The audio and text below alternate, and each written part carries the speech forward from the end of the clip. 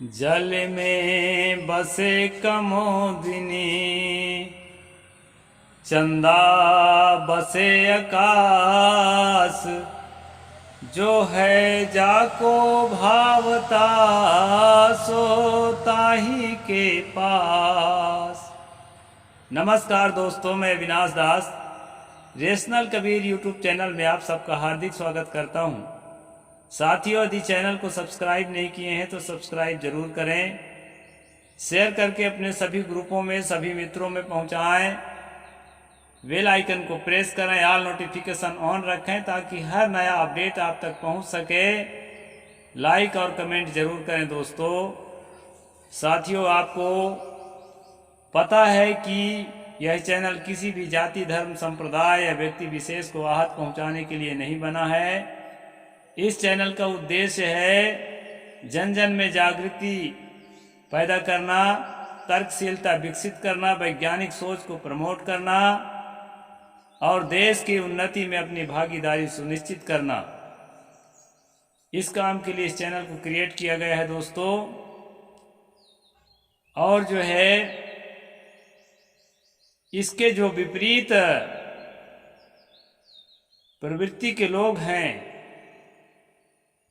उनके लिए भी एक चेतावनी है कि वो मानवता के रास्ते पर मानवीय संवेदना को समझने का और सम्मान करने का जो मार्ग है उधर अपनी वृत्ति लौटाएं और सब मिलकर के इस देश को आगे ले जाने में अपनी अपनी भागीदारी निभाएं। दोस्तों, ये मनुस्मृति ग्रंथ है, इसका अनुशीलन हम कर रहे हैं। इसमें यदि कुछ गुण है, इनके गुणों का मैं वर्णन करता हूं तो वह मेरा गुण नहीं है दोस्तों। और इसमें यदि कुछ दोष है, उसका मैं वर्णन कर रहा हूं तो वह मेरा दोष नहीं है। जैसा लिखा है वैसा पढ़कर आप लोगों के सामने प्रस्तुत करता हूं। एक काम जरूर करता हूं दोस्तों, हमारे कबीर पंथ में ज़्यादातर उस वर्ग के लोग आते हैं जिनको सदियों से शिक्षा से, संस्कार से, उन्नति से, धन संचय से, हर चीज से वंचित रखा गया था। यानी अपने देश में रहते हुए भी वो बंदी के समान जीवन जी रहे थे। बंदी से भी गए बीते जीवन, पशु पक्षी से भी गए बीते जीवन। इसलिए वो मनुस्मृति के भाषा को समझ नहीं पाते हैं, उसके भाव को समझ नहीं पाते, उसके उद्देश्य को समझ नहीं पाते। तो दोस्तों, एक काम मैं जरूर करता हूं कि भाषा को सरल, सहज और आम आदमी के समझने योग बनाने का प्रयास जरूर करता हूं। इस प्रयास में अगर कोई त्रुटि रह जाती हो उसके लिए मैं विनम्र क्षमा प्रार्थी हूँ। मैंने एक साखी बोला है दोस्तों, जल में बसे कमोदिनी, चंदा बसे आकाश। जो है जाको भावता, सो ताही के पास। कितना सुंदर लगता है कुमुदिनी का फूल, कमल का फूल और कुमुदिनी का फूल कितना सुगंधित है, कितना सुंदर है, देखने में मन मोहित हो जाता है। पानी के अंदर, तालाब के अंदर, नदियों में तो नहीं होता, तालाब के अंदर प्रायः देखा जाता है। बहुत सुंदर रात के समय जब चांदनी छिटकती है तो उसके जो है फूलों का जो परछाई है पानी में, दोनों तरफ फूल ही फूल दिखाई पड़ते हैं। इसी प्रकार आकाश में छिटकती चांदनी से जब हम देखते हैं खुले आसमान में, नीले आसमान में चंद्रमा को सुशोभित पाते हैं, रात्रि के समय कितना सुंदर लगता है। सतगुरु कहते हैं अपनी अपनी जगह पर ये दोनों ही सुंदर हैं, उसमें कोई बुराई नहीं है। सवाल यह है कि जिसको अच्छा जो लगता है वो उसको पसंद करता है, अपने चॉइस के अनुसार चूज करता है आदमी। कुमुदिनी को चूज करे या चंदा को चूज करे या दोनों को कर ले। साथियों, यदि यह बात है, अपनी चॉइस के अनुसार कुछ चूज करने का अवसर यदि है मनुष्य के पास, तो वह देश सचमुच उन्नतिशील होगा। लेकिन आज के प्रजातंत्र के पहले जो राजतंत्र था भारत में, मुसलमानों के आने के पहले, अंग्रेजों के भी आने के पहले, जिसको हिंदू राष्ट्र कहा जाता है, वैदिक राष्ट्र कहा जाता है, राम राज्य कहा जाता है, उस समय यह मनुस्मृति का कानून चलता था दोस्तों। इसलिए हमारे पुरखे जो है इतने पिछड़े और आज हम इतनी गरीबी झेलने वाली स्थिति में जी रहे हैं। इसलिए इस किताब को पढ़ना जरूरी हो जाता है, ताकि आने वाले समय के लिए हम सावधान रह सकें और अपने हक के लिए, अपने अधिकार के लिए और अपने उन्नति के लिए सजग रह करके हम निरंतर आगे बढ़ सकें। साथियों, पिछले एपिसोड में मैंने बताया था मनुस्मृति 8वां अध्याय श्लोक नंबर 410, जिसमें मैंने बताया था राजा का कर्तव्य है कि अपने कानून के द्वारा वैश्यों को, वैश्य अर्थात जो कृषि का कार्य करने वाले हैं, जो पशुपालन का कार्य करने वाले हैं, जो व्यापार का कार्य करने वाले हैं, जिनको इनकाम दिया गया है, उसको रख रखाव करे उन जातियों को कि वो अपने जाति पेशा से हट करके कोई और पेशा ना अपना ले। और साथ साथ चौथे स्तंभ में जिसको रखा गया, चौथे स्तर में शूद्र को, जिसको आज हम ओबीसी कहते हैं, और अति शूद्र को जिसको आज हम ST SC कहते हैं, उनको भी अपने जाति पेशा से ऊपर उठने का अवसर ना दिया जाए और अपने जाति पेशा में बने रहें। इसके लिए उनको उसी तरह की शिक्षा दें और उसी तरह से उनको अवसर दें ताकि वो दूसरा काम ना करने लगें। इससे जो है कंपटीशन से बचा जा सकता है। ऐसा कंपटीशन से बचने के लिए जो है मनु ने विधान रचा है, वो हम 410 नंबर श्लोक में पढ़े थे। अब 411 की ओर बढ़ते हैं दोस्तों।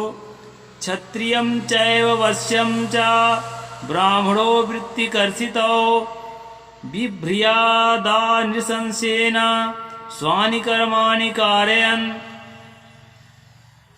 यदि क्षत्रिय और वैश्य अपनी वृत्ति से निर्वाह न कर सकने के कारण पीड़ित हों, तो ब्राह्मण उनसे उनकी वृत्ति कराकर दयापूर्वक उनका भरण पोषण करे। यहाँ पर 411 नंबर 8वां अध्याय मनुस्मृति के श्लोक में मनु ने कहा है दोस्तों कि क्षत्रिय और वैश्य, क्षत्रिय को जो कार्य सौंपा गया है कि वो राजकाज संभाले और सैनिक बल संभाले, सेना और सत्ता का काम क्षत्रिय को दिया गया है, वो अगर इस प्रकार काम करने में अपने आप को सक्षम नहीं पाता, धंधा व्यापार और पशुपालन का काम जो दिया गया है वैश्य को, वह अपने आप को इस तरह सक्षम नहीं पाता, तो ब्राह्मण का कर्तव्य है कि उनको जो है उनके लिए जो निर्धारित काम है वह काम की शिक्षा दे और संभाल करके मोटिवेट करके उनको उसी काम में जोड़ करके रखे, दूसरा काम न करने पाए, ताकि जो है उनको वहीं पर बनाया रहा जा सके। आगे कहते हैं दोस्तों, दास्यम तो कार्यान लोभाद ब्राह्मणः संस्कृत्यान तुजान अनिच्छतः प्रभावात्याद्राज्ञात् दान्य सतानि सटा। 412 नंबर श्लोक 8वां अध्याय मनुस्मृति। जो ब्राह्मण लोभ से या प्रभुत्व से उपनीत द्विजातियों से उनकी इच्छा के विरुद्ध टहलू का काम कर ले, राजा उसे 600 पण का दंड करे। यहाँ पण शब्द आता है बार बार, और मैं बताते भी रहता हूँ कि पण जो है उस समय की कोई करेंसी है। मैं उसको नोट के रूप में, रुपयों के रूप में आपको बता देता हूँ ताकि समझना सरल हो जाए। यहाँ जो है राजा के द्वारा ब्राह्मण को 600 रुपए का जुर्माना जारी किया है कोर्ट के माध्यम से। किस स्थिति में? जो ब्राह्मण लोभ से यानी ब्राह्मण को जो काम दिया गया है, यज्ञ करना, यज्ञ कराना, दान देना, दान लेना, विद्या पढ़ना और विद्या पढ़ाना, ये 6 काम ब्राह्मणों को दिया गया है मनुस्मृति में। पहला अध्याय में मैं बता चुका हूं। ये 6 काम से हट करके यदि उसका व्यवसाय में मन लग रहा है या उसका राजकाज करने का लोभ हो रहा है या ऐसा करने में सक्षम नहीं है, तो टहलू का काम कर रहा है। टहलू कहते हैं बंधुआ मजदूर को या नौकर को। नौकर जो है, नौकर और मजदूर में अंतर होता है दोस्तों। मजदूर का टाइम होता है, अपने टाइम से आता है, अपने टाइम से जाता है। पहले 12 घंटा होता था, डॉक्टर बाबा साहेब अम्बेडकर ने उस 12 घंटा को 8 घंटा करा दिया। दुर्भाग्य की बात यह है कि छत्तीसगढ़ के शहरों में आज भी 12 घंटा 14 घंटा ड्यूटी लिया जाता है। ये मैंने अपने आंखों से देखा है। वो रायपुर हो, बिलासपुर हो या अन्य कोई शहर हो, कई जगह मैंने देखा है। दूसरे प्रांतों में भी ये बात है, प्राइवेट संस्थानों में, जो कि असंवैधानिक है। अब इसके खिलाफ मजदूरों को आवाज उठाना जरूरी है। तो साथियों, यहाँ पर जो है मैं बता रहा था, मजदूर टाइम से आता है, टाइम से जाता है, लेकिन नौकर वो होता है जिसे जब बुलाया जाए तब उसे दौड़ कर आना पड़ेगा और जो काम बताया जाए वो काम उसको करना पड़ेगा। तो उसी नौकर को जो काम बताया जाए वही करना पड़ेगा। जहाँ बुलाया जाए, जब बुलाया जाए वहाँ दौड़ के आना पड़ेगा। इस प्रकार के नौकर को इसके भाषा में टहलू कहा गया है, टहल चाकरी करने वाला। तो दोस्तों, नीच टहल घर के सब करिहों, पद पंकज बिलोक भव तरिहों।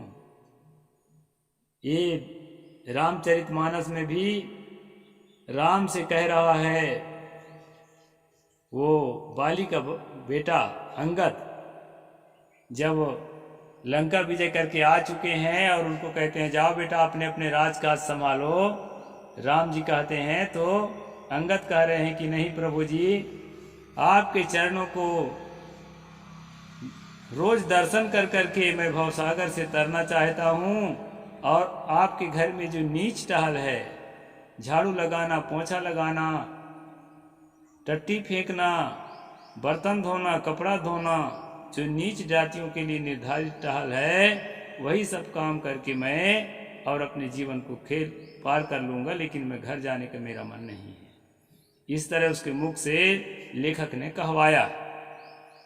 तो यहाँ टहल शब्द जो आया है दोस्तों, उसके लिए मैं ये चौपाई रख दिया ताकि आसानी से आप समझ सकें कि टहलू का काम, अगर ब्राह्मण टहलू का काम करना चाहता है तो राजा उसे 600 रुपये का दंड लेकर के, यानी जुर्माना लेकर के, और जो है उसको दंडित करे।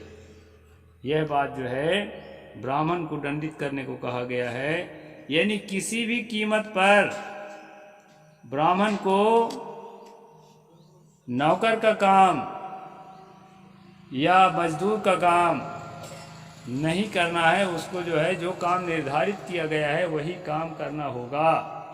अगर वो अपनी कमजोरी के कारण ठीक से संस्कृत उच्चारण नहीं कर पाता या यादें नहीं होती, मानसिक रूप से मंद बुद्धि का है, ऐसी स्थिति में ब्राह्मण जैसा कोई काम नहीं कर पा रहा है, तो उसको जो है ऐसी स्थिति में भी अगर टहलू का नौकर का काम करता है तो राजा 600 रुपये का जुर्माना रखा है ताकि वो टहलू का काम ना करने सके। तो इस तरह से दोस्तों मनुस्मृति के ये विधान हैं।